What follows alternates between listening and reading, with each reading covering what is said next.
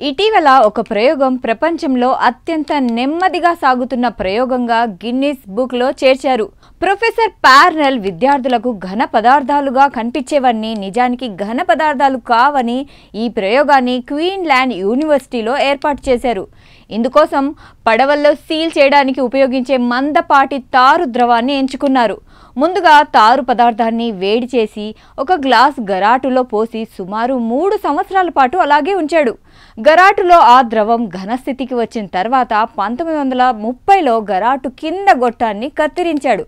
అప్పటి నుంచి పిచ్ పదార్థం దశాబ్దానికి ఒక్క చుక్క కిందకు పడుతుంది. ఇప్పటి వరకు ప్రయోగం ప్రారంభించిన ఇన్నేళ్లలో కేవలం 9 చుక్కలే కిందకు పడ్డాయి. చివరిగా ఏప్రిల్ 2014లో పడింది. ప్రస్తుతం మళ్లీ మరో దశాబ్దం ముగిస్తుండటంతో ఈ ప్రయోగంపై మరోసారి ఆసక్తి చెలరేగింది. చూడాలి మరి మరో చుక్క గరాటు నుంచి కిందకు ఎప్పుడు పడుతుందో.